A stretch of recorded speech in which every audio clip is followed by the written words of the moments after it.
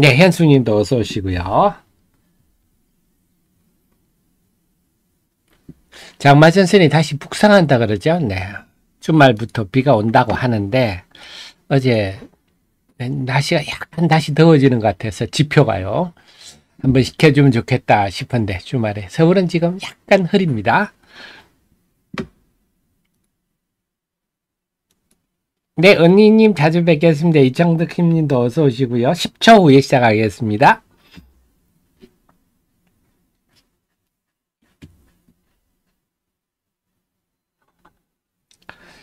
네, 7월 7일 금요일 하태민 경제TV 시작하겠습니다. 여러분을 가장 사랑하는 방송, 개인 투자자를 가장 사랑하는 방송입니다.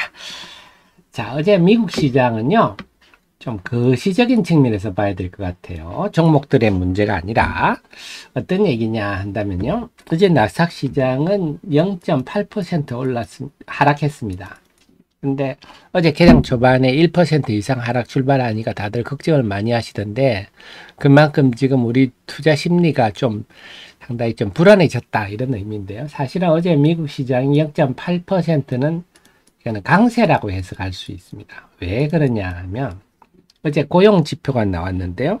어제 미국의 민간 일자리가 49만 7천 개 증가했다. 근데 예상은 22만 개였다. 그러니까 예상을 훌쩍 뛰어넘는 일자리가 창출되었다. 그만큼 지금 미국의 고용시장은 아주 뜨겁다. 이 말은 주식시장 입장에서는 금리가 올라간다. 아니면 패드가 금리를 인상한다. 이런 부정적인 시그널이죠. 그래서 지금 패드가 앞으로 2회 정도 금리를 더 올릴 거다 이렇게 천명을 하고 있는데요.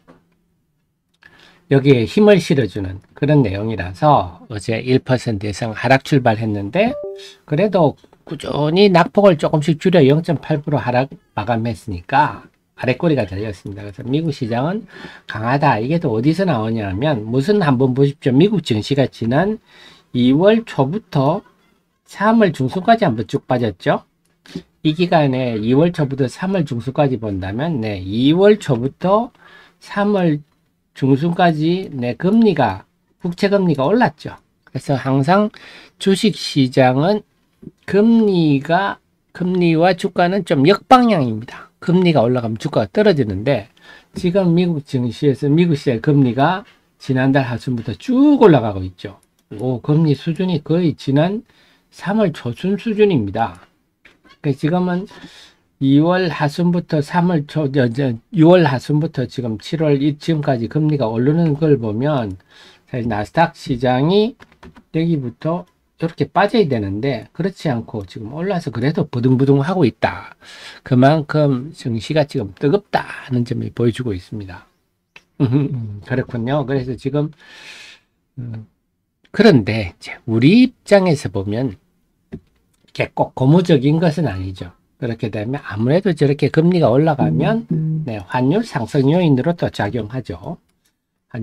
우리나라는 지금 아직 괜찮은 편입니다만 중국 위안화라든지 일본 엔화라든지 계속 우상향이거든요.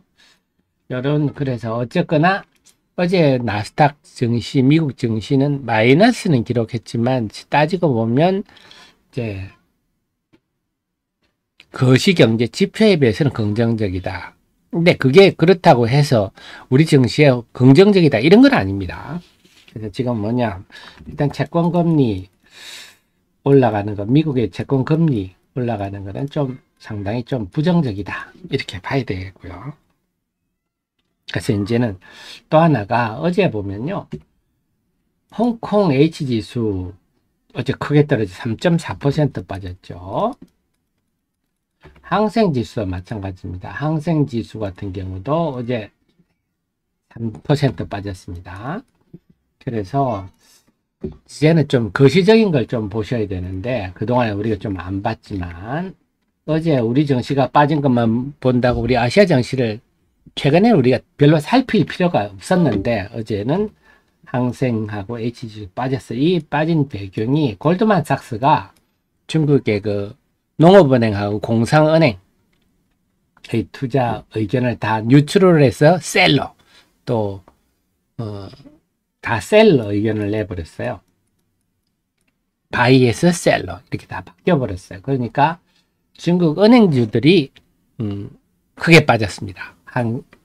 항생이랑 H지수에서. 그러니까 은행에 대해서 크게 좀 하락했다. 뭐 여러분 아시겠죠? 중국의 은행들 골병 든 거, 은행이라는 곳이 뭐 하는 곳입니까? 대출 자산을 늘려서 거기서 이자를 먹고 사는 곳이 은행 아닙니까? 물론 거기 부실 자산이 안 생기면서 해야 되겠죠. 그래서 은행들이 그런 곳인데 그렇게 되려면 대출이 늘든지 부실이 줄든지 해야 되는데 중국은 지금 부동산 우리도 마찬가지입니다. 좀 이따 말씀드리겠습니다. 은행 업황이 영업 환경이 매우 안 좋다는 점이고 어제는 또 일본이나 대만도 어제 빠졌어요. 1점. 그러니까 어제 우리 코스피가 0.9% 빠진 거는 좀 덜 빠진 편이고 우리 코스닥이 2.3% 빠진 거는 조금 더 빠진 거고. 그래서 어제는 제가 소풍 가는 날 비 만났다 했는데요. 이게 뭐냐면 어제는 사실 2차 전지 쪽으로 뭔가 기대를 함직한 뭔가 좀 시장이 좀 새로운 활기를 띠면 기대를 함직한 날인데 이렇게 비가 내려버리네요. 일본, 대만, 중국, 아시아 전반이 빠지니까 외국인들도 당연히 보고 있으니까요. 빠지고 이런 흐름입니다. 그 출발점은 골드만삭스가 이거는 수요일 날 했어요. 수요일 날 했는데 목요일 시장부터 반영됐다. 그러면서 일본, 대만 증시까지 빠지니까 우리도 같이 묻어서 하락했다. 이렇게 볼 수가 있어서 이제는 우리 장중에 해외 증시, 동아시아 증시 동향도 같이 좀 살펴봐야 되겠습니다. 자, 이런데 사실은 그렇게 보면 어제 지금 중화권 증시 항생이나 H지수는 이미 2월 초에 1월 말에 고점 찍고 계속 빠지고 있어요. 특히 5월 중순부터는 뭔가 분위기가 완전히 다른 지금 대만 증시하고 완전히 다르죠. 대만, 일본, 우리나라와 중국 쪽 증시는 완전히 다른 모습입니다. 이게 이미 우리 주식시장은 중국의 디리스킹을 반영하기 시작했다. 이렇게 볼 수가 있는데요. 그렇지만 그 속에서 어제 연봉은 대만의 자체 어제 연봉은 아프네요. 그래서 뭔가 좀 5월 중순부터 시작된 상승 기조가 그동안에 조금 주춤하다가 어제는 확실히 좀 한마디가 마무리되는 듯한 느낌이 듭니다. 그 속에서 이제 우리의 본질적인 문제인데 어제 우리 증시에서는요. 이놈의 새마을금고들 참 새마을금고가 이게 금융감독원 감시를 받는 곳이 아니지 않습니까? 그러다 보니까 내무부에서 받는 어디 받나요? 자 그러다 보니까 새마을금고 부실은 뭐 익히 알려진 부분입니다. 그래서 그 싸바싸바 해가지고 좀 나쁜 짓 하는 곳들이 가능성이 다른 곳보다 많죠. 그래서 어제 남양주 동부 금고가 PF 부실로 부동산 PF 부실로 한 500억이 부실화돼 가지고 다른 지점으로 그 통폐합됐다. 그러면서 뱅크런이 발생했다.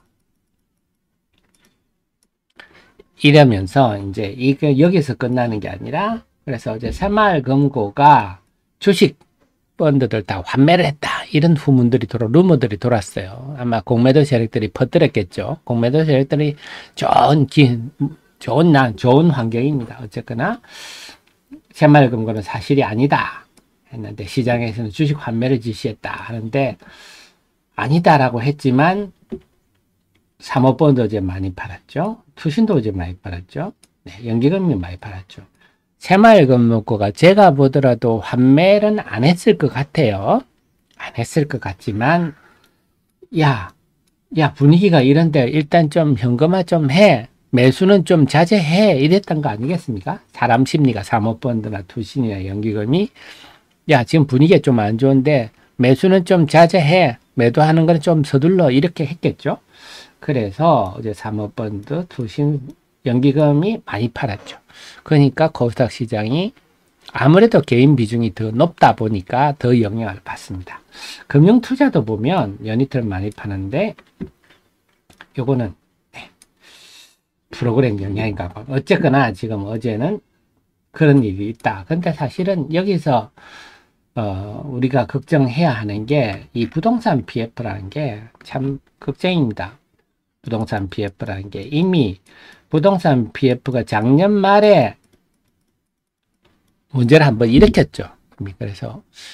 그래서 정부가 할 수 없이 그동안 지난 수년간 부동산 시장으로 돈이 너무 많이 풀렸어요. 이걸 정부가 컨트롤 했어야 되는데 그냥 가만 냅두니까 부동산에 막 돈도 없는 사람들이 집을 3,000채씩 사고 온갖 일들이 다 벌어지는 미성년자가 막 아파트를 200채씩 사고 황당한 일이 벌어졌지 않습니까? 그러니까 온 국민이 부동산 투기 열풍이 불고 자괴감이 들고 뭐 이런 상황이 됐는데 그 거품이 뭐 안 터지겠습니까? 주식시장이 그런 식으로 갔다면 결국 빠지지 않습니다. 마찬가지거든요. 부동산 BF 때문에 일단 새마을금고가 일단 지금 드러나고 있고 두 번째 어제 마침 또 GS건설이 하필이면 네, 검단. 그래 지난 1월에 위기에 빠졌을 때 둔촌주공이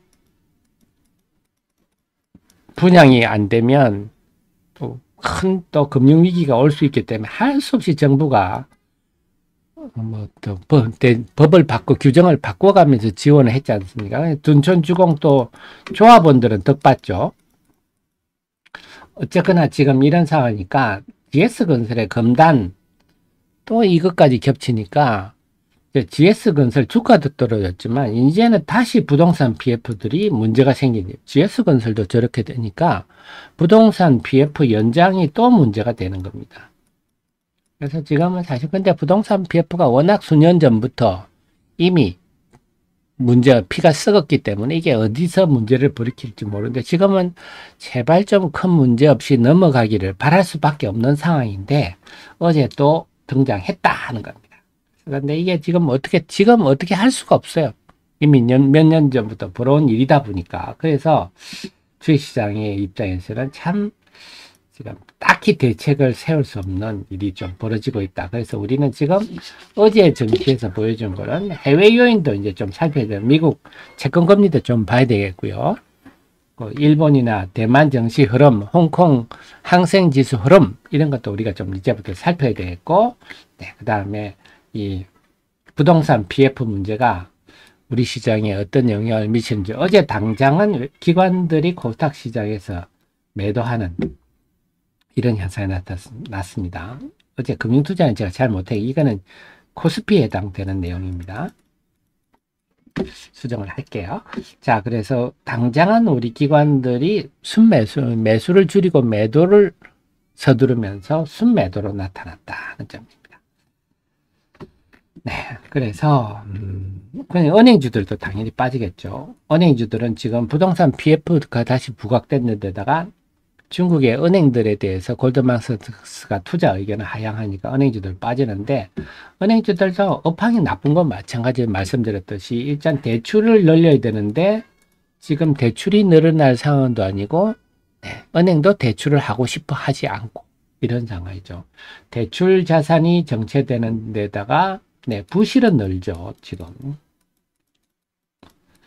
거기다가 정부의 압력 때문에 NIM이라고 하죠. 순이자 마진은 또 줄어들죠. 이런 상황이다 보니까 은행주들이 네, 약할 수밖에 없는 이런 현상입니다. 그래서 어쨌거나 이 부동산 BF 문제는 부실 문제는 가볍지 않다. 이게 언제 또 문제를 일으킬지 모르는데요.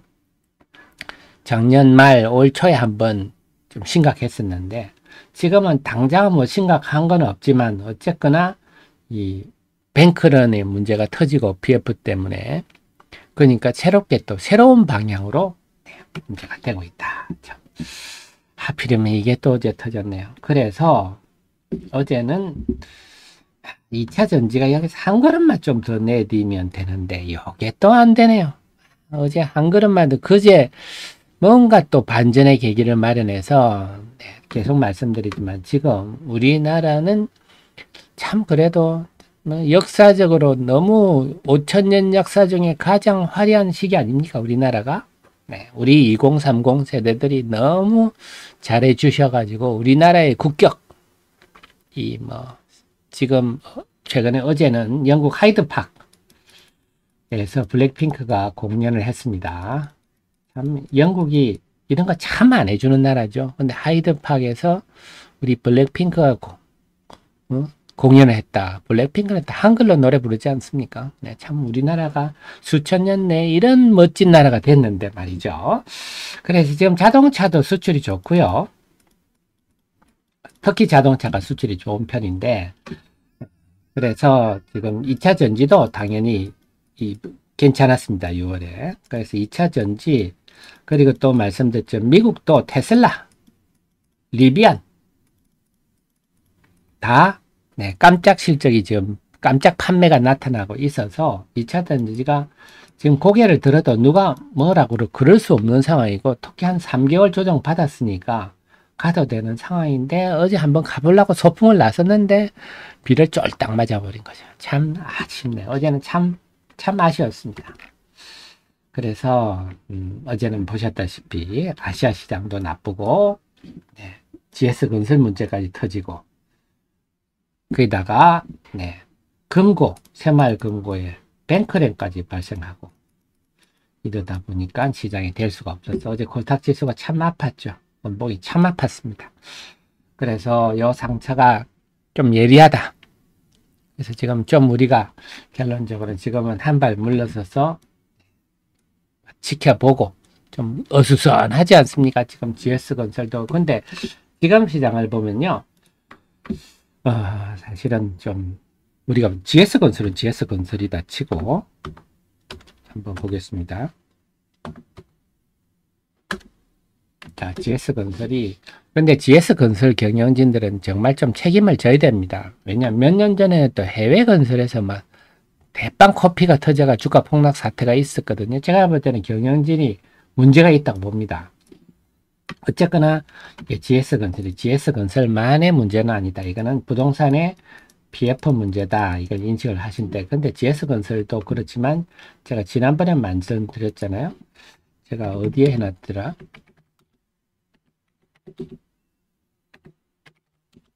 네, 요거죠. CJ 같은 경우도 우리 은근히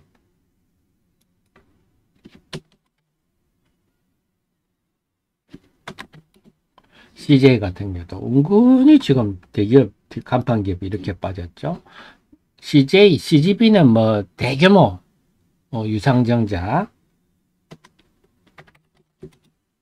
때문에 이렇게 빠져서 맥을 못 주다 싶지만 CJ, CNM 같은 경우도 같이 지금 묻어 넘어가는 은근히 이렇게.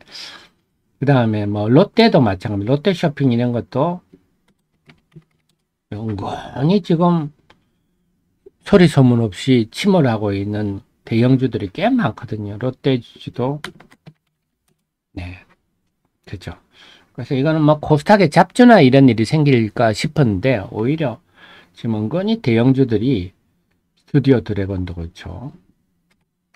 물론 이제 뭐 롯데 같으면 신용 등급이 지금 좀 하향하는 것도 있고, CJ, CGV의 대규모 증자, 그 증자가 질이 나쁘죠. 빚 갚는 증자, 장사가 안 되니까 뭐 그런 증자도 있고, SK 이노베이션 같은 경우는 사실 좀 억울한 측면도 있지만, 어쨌거나 우리가 보는 좀 시장이 영향력 있는 간판주는 아니지만 그래도 우리가 익히 알고 있는 좀 유명한 회사들 주식이 이렇게 빠지고 있어요. 그래서 이런 것도 우리가 조금 생각을 해야 될 것 같습니다. 우리는 지금 막 시장이 좋다고 생각하는데 그렇지 않다 하는 거고, 또 그 속에서 우리가 좀 생각하셔야 될 게, 제가 어제 데일리에서도 설명을 좀 드렸잖아요.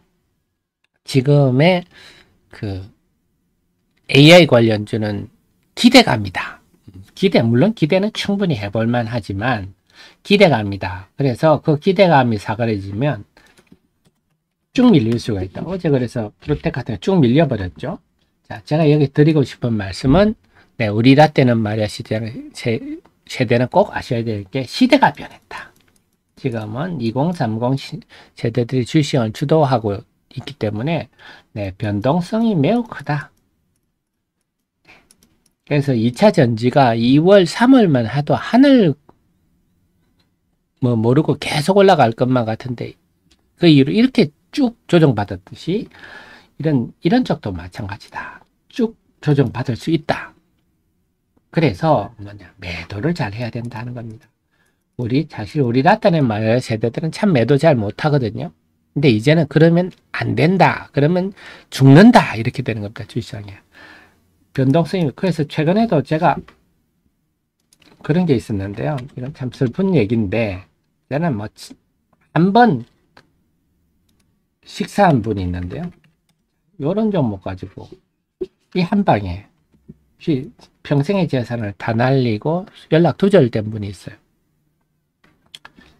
그래서 골든 X는 저는 기업 내용도 잘 모르지만 제가 소문으로 들었는데요. 요즘은 주식이 빠지면 이렇게 빠져버리거든요.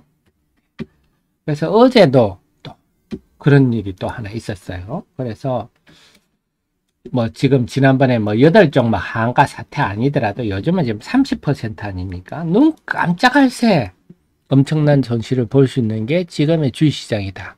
특히 2030 세대들이 많이 하면서 변동성이 매우 크다.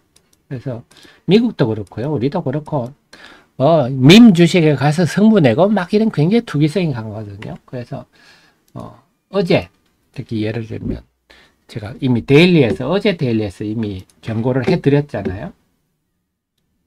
하 대표가 그런 데일리 안 쓰다가 어제 실망이 일렀다 하면서 여기서 제가 얘기를 해드렸잖아요. 직접적 수혜주는 한 종목뿐이다. 나머지는 다 막연한 기대감이다. 이 말은 곧 여차하면 뒤돌아보지 말고 팔고 다시 봐야 된다. 주식은 하루에도 수십 번씩 사고 팔 수 있기 때문에 미련 두시면 안 됩니다. 요즘은. 그래서 어제 뭐 좀 이 소부장이나 이쪽 IT에 좀 크게 빠진 종목들이 있는데요. 우리는 여차하면 이제는 매도는 정말 신경 써서 잘해야 되겠구나. 여차하면 30%씩 빠지는 장이기 때문에 한 방에 그동안의 농사를 한 방에 다 한순간에 다 망칠 수 있다. 이것도 꼭 염두에 두십시오. 그래서 특히 우리 라떼는 말하실 때 우리 옛날에는 90년대 2000년 초반까지만 하더라도 상한가 한가 4%였습니다. 4%. 그때도 4%만 상한가 가도 난리가 났었는데요. 지금은 30%입니다. 30%. 7일간 하한가 상한가 7일 한 방에 지금 나타나는 날이기 때문에 정말 매수는 좀 몰라도 매도는 정말 여러분들이 꼭 미련 없이 미련 두지 말고 주식은 언제든지 살 수 있다. 그래서 매도는 정말 미련 없이 좀 잘하자. 이런 말씀 꼭 드릴게요. 어제도 사실은 뭐 그동안 뒤늦게 AI 붙어가지고 약간 재미 보신 분들 어제 다 날리셨거든요. 매도를 잘하자. 자, 그리고 경주님 말씀은 오늘 삼성전자가 실적 발표를 하는데 오늘 실적은 안 좋을 겁니다. 지금 뭐 시중에서는 5,500억 정도 보고 있는데요. 안 좋게 나올수록 주가는 안 빠질 겁니다. 그럼 언제 빠집니까? 좋게 나올 때. 그때 주가 오래 빠질 겁니다. 그래서 아직은 오늘 삼성전자가 뭐 아마 2008년, 7년 서브프라임 이후로 가장 나쁜 실적이 분기 실적이 나올 것 같은데 반도체 부분이 적자 때문에요. 삼성전자 실적이 나쁘게 나오더라도 주가는 뭐 크게 빠지지 않을 거다. 저는 그렇게 봅니다. 나왔습니까? 매너그림. 그랬군요. 자, 제가 방송 말씀드리는 새 나왔군요. 삼성전자 실적이 나왔나요? 보겠습니다. 여기 나왔네요.